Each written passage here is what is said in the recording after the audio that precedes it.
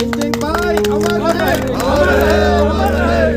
भारत माता की तलवारों पे सर मार दिए, भाई अमर रहे। अंगारों में जिस्म जलाया है, अब जाके कहीं हमने सर पे ये केसरी रंग सजाया है।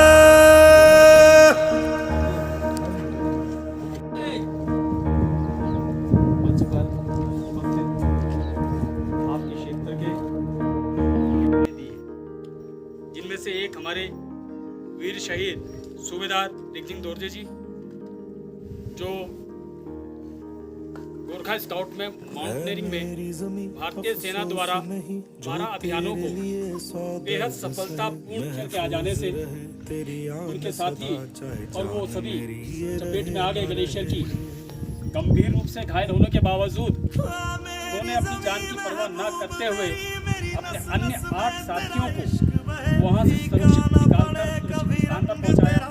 तदुपरांत जो बेहद गंभीर हो गए, उसी अवस्था में वहां गिर गए तो भारतीय सेना के हेलीकॉप्टर द्वारा उनको 153 जोनल अस्पताल चंडीगढ़ रेफर किया गया, जहां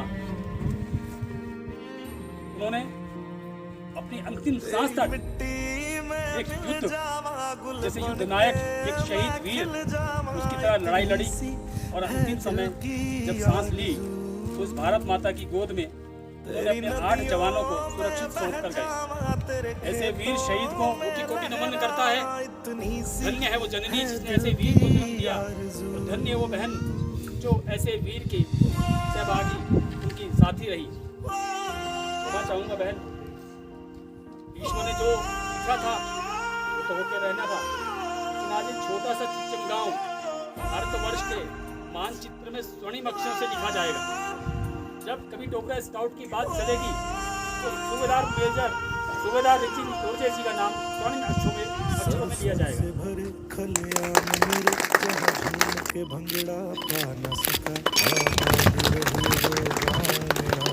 लौट के वापस जा न सका।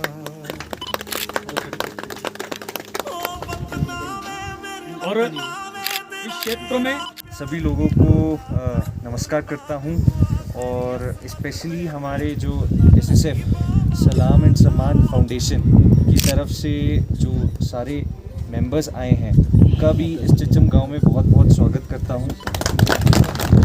मैं यही कहना चाहूँगा कि जैसे मुझे चेयरमैन साहब बता रहे थे कि ये प्रोग्राम पिछले साल इन्होंने प्लान किया था, और जो सारे शहीद हमारे हिमाचल स्टेट के रहे हैं उनके परिवारों को सम्मानित करने का प्रोग्राम था शिमला में।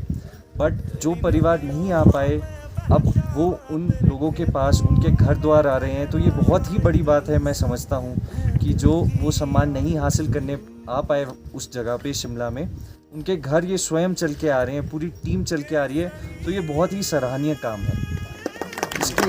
इसके साथ साथ मैं ये भी कहूँगा कि मैं मतलब जिसने ये चीज़ एक्सपीरियंस की है, जिस माँ ने एक्सपीरियंस की है, जिस धर्मपत्नी ने वो एक्सपीरियंस की है, वो एक्सपीरियंस के बारे में तो मैं ना ही सोच सकता हूँ, ना ही मैं उसको वर्ड्स में, ना ही शब्दों में उसको रख सकता हूँ कि उन पे क्या बीती होगी, और उनके मन में, उनके जीवन में क्या चल रहा होगा। बट फिर भी आज इस माहौल को देखते हुए, गांव को देखते हुए, देश को देखते हुए, और ऐसी ऑर्गेनाइजेशंस हैं जहाँ पे ऐसे शहीदों को सम्मान किया जा रहा है, और दूसरा ऐसे गांव हैं जो आज शहीदों के परिवार के साथ एक साथ खड़े हैं। आज मैंने काफ़ी यहाँ पे लोगों की आंखें नम होते हुए देखी जब शहीद रिंचन जी का नाम लिया गया, तो मैं ये बहुत ही बड़ी उपलब्धि है हमारे लिए कि हम जो वसुदेव कुटुंबकम कहते हैं कि ये पूरा संसार एक परिवार की तरह है, उसका जो आज एक बहुत अच्छा एग्जाम्पल इस गांव में रखा जा रहा है, जब पूरा का पूरा गांव एक शहीद के परिवार को सम्मानित करने के लिए इकट्ठा हुआ है। तो ये बहुत ही बड़ी उपलब्धि मैं समझता हूँ, और हमें आगे भी इस जो बहुत ही सुदृढ़ हमारा ये संबंध है, बॉन्ड है, इसको बनाए रखना है, ताकि हम एक दूसरे को ऐसे ज़रूरत के क्षणों में हम उनको सपोर्ट कर सकें और उनकी मदद कर सकें। और मैं सबसे पहले इनको भी नमन करना चाहूँगा शहीद की धर्मपत्नी जी को कि जिस सपोर्ट के साथ मैंने इनसे पूछा तो मेरे को पता चला इनके 2 बच्चे हैं, एक बेटी है एक बेटा है, और अभी फरवरी में ही इनकी नौकरी लगी है इलेक्ट्रिसिटी विभाग में। उससे पहले ये बस जो अपने खेत थे उन्हीं को जोत के रह रहे थे, बट उसमें जो आप लोगों ने इनका सपोर्ट किया है, आप लोग एक परिवार एक स्तंभ की तरह इनके साथ खड़े रहे हैं, तो आप सब लोग बहुत बधाई के पात्र हैं। तो बनियाल ब्लॉग में आपका स्वागत है। और आज हमारे साथ जो खड़े हैं वो है स्पीति के चिचम गांव से रिंगजिन दोरजे जी की धर्मपत्नी। रिंगजिन दोरजे जी जो है वो शहीद हुए थे, और वहाँ पूरे स्पीति के लिए एक बड़े गर्व की बात है कि देश के लिए उन्होंने अपने प्राण न्यौछावर किए। और मेरा भी पहला ब्लॉग है जिसमें मैं किसी शहीद की पत्नी से सीधे रूबरू होने की कोशिश कर रहा हूँ। यहाँ पे लोगों ने कार्यक्रम किया और सबकी आंखें नम थी, मेरी भी आंखें नम थी, और हमें ऐसा लग रहा था कि रिंगजिन दोरजे जी हमारे बीच में ही कहीं ना कहीं हैं। अभी जानते हैं उनसे कि किस तरह वो शहीद हुए, क्या उस दिन की घटना थी। मैं उनकी धर्मपत्नी से आग्रह करूँगा कि प्लीज़ वो अपनी जानकारी हमारे बीच में रखें। 2017 में उनका डेथ हुआ था। फिर हम उसका 16 तारीख को उसका कॉल आया कि तैयार रखो, हम दोनों नीचे जाएंगे, तैयार करके बैठना, ऐसा बोला था। फिर 17 तारीख को हमारे को पता चला कि उसका नून में वो हो गया। फिर 18 तारीख को हमारे को पता चला डेड बॉडी उसका वो नहीं रहा। फिर चंडीगढ़ में लाया था, फिर ऐसा पता चला था, मेरे को फ़ोन से पता चला था जी। फिर उसके बाद फिर दोनों बच्चे को लेके आया था कागज से। फिर बच्चे ने बोला था पापा जिंदा हो जाएंगे, आर्मी वाले आ रहे हैं, ऐसा बोला था। तो अभी आप जॉब जो है वो आपको कब लगी है? फरवरी 9 तारीख को लगे थे जी। अच्छा, और उन्होंने रिंगजिन दोरजे जी ने कितने लोगों को जो है वो अपने साथ सुरक्षित हो किया था?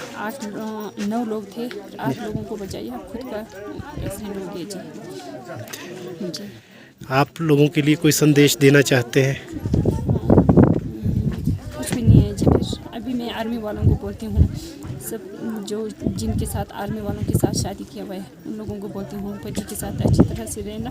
पहले आर्मियों का देश के लिए ऐसा काम करते हैं, पहले से उन लोगों को अच्छी तरह से घर में सेवा करना उनका। हमारे यहाँ से ऐसा नहीं हुआ था, हमने भी फैमिली में भी पहले नहीं गए थे, तो इसलिए पहले एक बार जाके फिर आर्मी का कैसे ट्रिप है देखने के लिए बोला था जी। ठीक, थैंक यू जी।